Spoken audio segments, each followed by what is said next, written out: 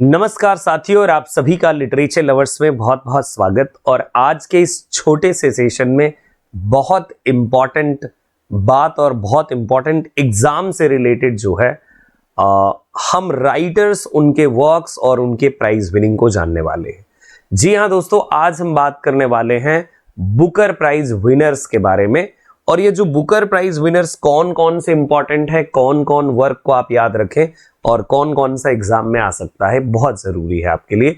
For all those exams जहां पर आपको वर्ड लिटरेचर मिल जाता है या नॉर्मल लिटरेचर मिलता है, तब भी आपके लिए जरूरी है। साथियों, अगर आप यूजीसी नेट की तैयारी करते हैं तो आपके लिए एक बेहद खुशखबरी है, बड़ी सी खुशखबरी है ये। लिटरेचर लवर्स ऐप को डाउनलोड कीजिए और लिटरेचर लवर्स पर हम आपके लिए लेकर के आ गए हैं ये टेस्ट सीरीज, जो बेसिकली इंग्लिश लिटरेचर की एक टेस्ट सीरीज है। ये टेस्ट सीरीज गाइज आपके ऑल द नेट एग्जाम यानी यूजीसी नेट एग्जाम और set exam, assistant professorship exam या ऐसे जो भी एग्जाम जहां पर लिटरेचर वाइड है, तो उन सभी एग्जाम्स के लिए हेल्पफुल होगी ये टेस्ट सीरीज। टेस्ट सीरीज को लेने के लिए आपको जाना है सीधा लिटरेचर लवर्स ऐप पर। इस टेस्ट सीरीज में आपको मिलेंगे 10 मॉक टेस्ट और साथ में आपको 800 प्लस PYQs मिल जाने वाले हैं। तो फटाफट लिटरेचर लवर्स ऐप को डाउनलोड करके ये टेस्ट सीरीज ले लीजिए और प्रैक्टिस कीजिए और अपनी सक्सेस की तरफ आगे बढ़िए।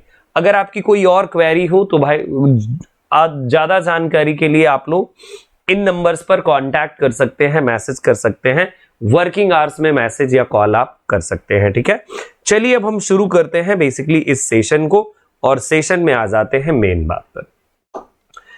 देखिए, जो इंपॉर्टेंट बुकर प्राइज विनर्स हैं उनकी एक मेरे पास ये लिस्ट है और उनके वर्क्स के नाम भी हैं।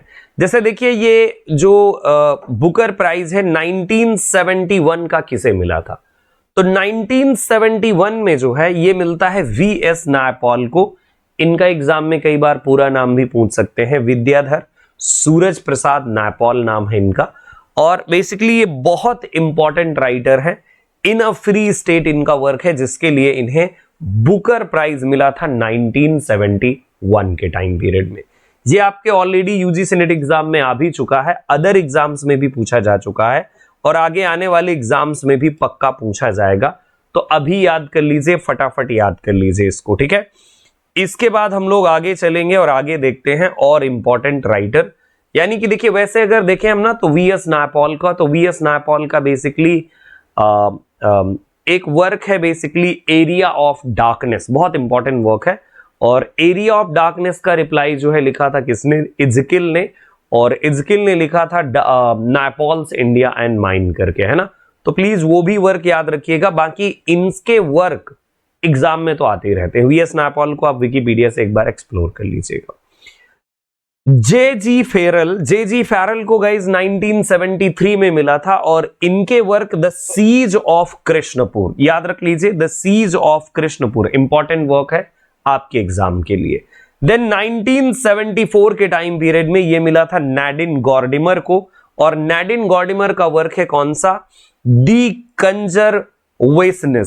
कंजर्वेशनिस्ट को मिला था, जो है कब, 1974 के टाइम पीरियड में गॉर्डिमर के इस वर्क को बुकर प्राइज मिला था।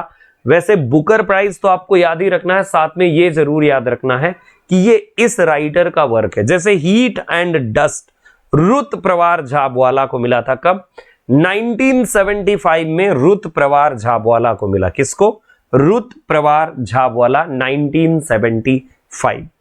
The sea and the sea, ये आयरिश मुनरो का वर्क है, इसको 1978 में मिला था और ये आपके NTA एग्जाम में बिल्कुल क्वेश्चन पूछा गया था द सी एंड द सी को लेकर के।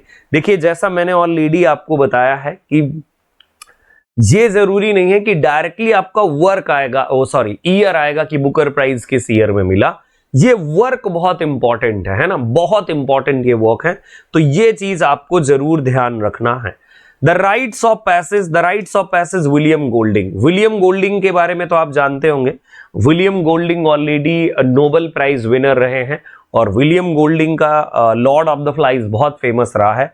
और बेसिकली डार्कनेस विजिबल करके भी एक वर्क है जो विलियम गोल्डिंग का है। 1980 में इनको मिला था राइट्स ऑफ पैसेज के लिए विलियम गोल्डिंग को ये बुकर प्राइज। लेकिन एक बात और भी मैं आपसे पूछूंगा कि इनको नोबेल प्राइज लिटरेचर का कब मिला था, वो आप मुझे कमेंट बॉक्स में बताएंगे। मिडनाइट चिल्ड्रन सलमान रश्दी का वर्क है, इसको मिला था 1981 में। मिडनाइट चिल्ड्रन सलमान रश्दी का, इसको भी याद रखेंगे। Life and times of Michael के, ये जे.एम. कुटजी का वर्क है और जे.एम. कुटजी बहुत इंपॉर्टेंट राइटर रहे हैं और इनका एक और वर्क है जे.एम. कुटजी का डिसग्रेस। देखो ये बात आपको याद रखना है कि इनके अदर वर्क को भी एग्जाम में पूछ लेते हैं, है ना।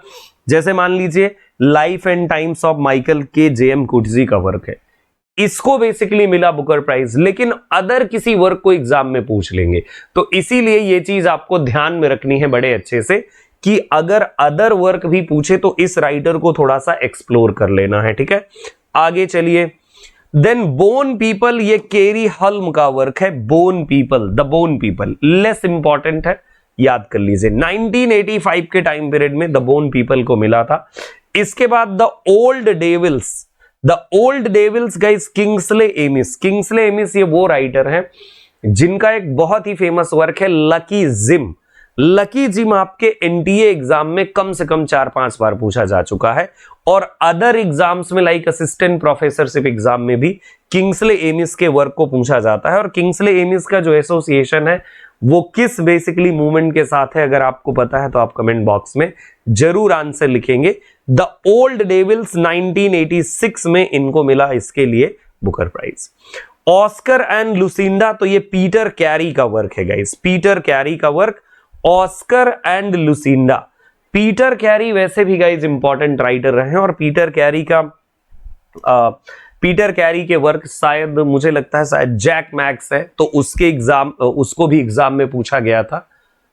जैक मैक्स पीटर कैरी का चेक कर लीजिएगा प्लीज, मैं फ्लो में बोल रहा हूं, शायद गड़बड़ ना हो जाए, है ना। तो पीटर कैरी का जो वर्क है बेसिकली जो है ये ऑस्कर एंड लुसिंडा, इसके लिए मिला था इनको कब, 1988 के टाइम पीरियड में, याद रख लीजिएगा। और पीटर कैरी के लिए मैं आपसे रिक्वेस्ट करूंगा कि एक काम करना, आप लोग थोड़ा सा गूगल से जरूर एक्सप्लोर कर लीजिएगा, विकिपीडिया के थ्रू, पीटर कैरी के अदर वर्क्स, क्योंकि एग्जाम में गाइस ये पूछे जाते हैं। 1989 में मिला था रिमेन्स ऑफ डे, ये इशिगुरो का वर्क है, काजुओ इशिगुरो का वर्क है, remains of the day. Remains of the day बहुत इंपॉर्टेंट वर्क भी है और राइटर भी है, साथ में 1989 ये ईयर भी है। आपको याद रखना है कि इशिगुरो के work the remains of the day 1989 में इसे बुकर प्राइज मिला था। पोजेशन गाइस वर्क है ए.एस. ब्रैट का, पोजेशन, तो इसके लिए 1990 में मिला था। Possession by A S. Byatt, possession by A S. Byatt, important writer हैं आपके। देन इसके बाद देखिए फेमिस्ट रोड, बेन ओकरी का वर्क है, फेमिस्ट रोड, इंपॉर्टेंट राइटर है गाइस। 1991 में फेमिस्ट रोड के लिए मिला था, ठीक है। यस, फेमिस्ट रोड 1991, ये भी आपको याद रखना है 1991। इसके नीचे जो इंग्लिश पेशेंट है, इंग्लिश पेशेंट माइकल ओदांजे गाइस, है ना, श्रीलंकन डायस्पोरा के राइटर हैं, आपको पता होगा माइकल ओदांजे, ये श्रीलंकन डायस्पोरा के राइटर हैं। इंग्लिश पेशेंट इनका बहुत इंपॉर्टेंट वर्क है, 1992 के टाइम पीरियड में जो है इसको मिला था जो है बुकर प्राइज, ठीक है, याद रख लीजिएगा माइकल ओदांजे। इनकी एक राइटर्स की लिस्ट जरूर अपने पास बना लीजिएगा और बाद में बैठ करके अगर आप NTA, UGC net, set exam या ऐसे एग्जाम की प्रिपरेशन करते हैं जहां पर लिटरेचर बहुत वाइड पूछा जाता, तो ये राइटर आपके लिए बहुत हेल्पफुल होने वाले हैं, मैंने कई बार रिपीट कर दिया, ठीक है। इसके बाद ग्राहम स्विफ्ट का वर्क है लास्ट ऑर्डर्स 1996, बीच में मैंने मिस किया, मतलब बीच में मैंने छोड़ दिया, देखिए जो इंपॉर्टेंट है वही मैं आपको बता रहा हूं, ठीक है। सो इसके बाद द लास्ट ऑर्डर्स है ग्राहम स्विफ्ट का वर्क, इसको याद कर लीजिएगा। 1997 में गॉड ऑफ स्मॉल थिंग्स, ये अरुंधति रॉय को मिला था, गॉड ऑफ स्मॉल थिंग के लिए अरुंधति रॉय को। अरुंधति रॉय भी गाइस बहुत इंपॉर्टेंट राइटर, और ये गॉड ऑफ स्मॉल थिंग्स तो आपको पता ही होगा कि इंपॉर्टेंट वर्क अपने आप में है गॉड ऑफ स्मॉल थिंग्स, कई एग्जाम्स के लिए जरूरी है। इवॉन मैकवन पर यूजीसी नेट में कई बार क्वेश्चंस बने हैं, इवॉन मैकवन पर, और इनका एम्स्टर्डम नाम का वर्क है जिसे 1998 में बुकर प्राइज मिला था। 1998 में एम्स्टर्डम के लिए बुकर प्राइज मिला था, है ना। और अभी थोड़ी देर पहले ही मैंने आपको बताया था कि देखिए इनका एक वर्क था life and time of Michael के जेएम कुटजी का, और इसके बाद देखिए वहां पर भी मैंने बताया था डिस्ग्रेस, और डिस्ग्रेस को 1999 के टाइम पीरियड में बुकर प्राइज मिलता है। तो यानी देखिए डबल बुकर विनर हैं आपके जेएम कुटजी 1999 के टाइम पीरियड में।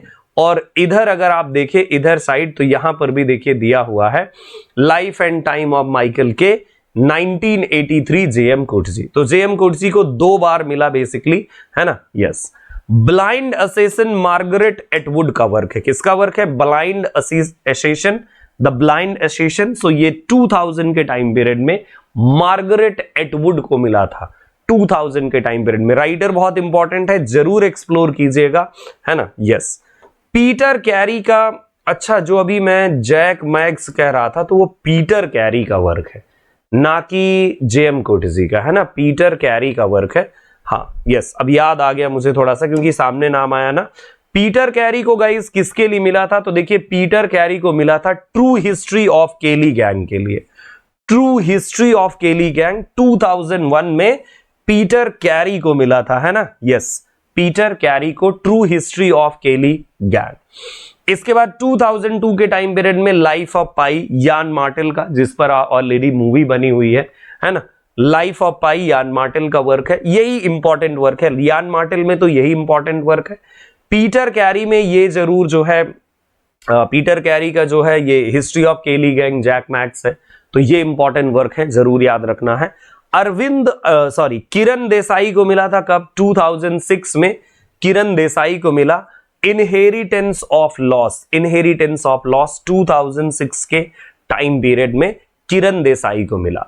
द व्हाइट टाइगर के लिए अरविंद अडीगा को मिला था कब? 2008 में। For the white tiger Aravind Adiga को मिला था बुकर प्राइज, है ना। और 2009 में वुल्फ हॉल को, वुल्फ हॉल वर्क है और हिलेरी मैंटेल इसके राइटर है। वैसे हिलेरी मैंटेल को अगर आप नहीं पढ़ोगे डिटेल में तब भी चल जाएगा, इनसे बहुत कम क्वेश्चन आते हैं, मतलब किसी एग्जाम में, ये बात याद रखें, ठीक है। बाकी अरविंद अडीगा से आते हैं, किरण देसाई है, पीटर कैरी है, यान मार्टेल भी लाइफ ऑफ पाई के लिए ही जाने जाते हैं, ठीक है। Yes, the sense of ending Julian Barnes का वर्क है। जूलियन बार्न्स के अदर वर्क भी एग्जाम में पूछे जाते हैं। इनको 2011 के टाइम पीरियड में मिला, 2011 सेंस ऑफ एन एंडिंग, ठीक है। ब्रिंग अप द बॉडीज, ये हिलेरी मैंटेल का वर्क है, इसके लिए भी इन्हें मिला था। हिलेरी मैंटेल यहां पर भी हैं, लेकिन गाइज सबसे ज्यादा हिलेरी मैंटेल से मतलब बहुत कम क्वेश्चंस पूछे जाते हैं, जैसा मैंने आपको ऑलरेडी बताया है। Bring up the bodies. The narrow road to the deep north, ये रिचार्ड फ्लैगनन का वर्क है, बहुत वाइडली पॉपुलर हुआ था ये narrow road to the deep north. ये रिचार्ड फ्लैगनन का 2014 के टाइम पीरियड में इन्हें मिला था, रिचार्ड फ्लैगनन को narrow road to the deep north. नाम याद रखेंगे, इवन एक्सप्लोर भी कर लेंगे आपको, है ना। अब ब्रीफ हिस्ट्री ऑफ 7 किलिंग्स, ये मार्लोन जेम्स का है। ब्रीफ हिस्ट्री ऑफ 7 किलिंग्स 2015 में इसे मिला, और brief history of 7 killings Marlon James का वर्क है, याद रखेंगे। सेल आउट, ये पॉल बेटी का है, कम इंपॉर्टेंट है गाइस। पॉल बेटी के सेल आउट को मिला था 2016 के टाइम पीरियड में। और इसके बाद जो है इधर अगर देखिए मिल्कमैन, 2018 में जो है इसके लिए मिला था मिल्कमैन एना बर्न्स को। एंड द 2019 में द टेस्टामेंट को मार्गरेट एटवुड का। मार्गरेट एटवुड का नाम जरूर याद रखिएगा, एग्जाम के लिए बहुत जरूरी है मार्गरेट एटवुड, ठीक है ना। यस, अभी आपने पीछे भी देखा था मार्गरेट एटवुड का एक वर्क, यहां पर मैं आपको दिखा दूं थोड़ा सा।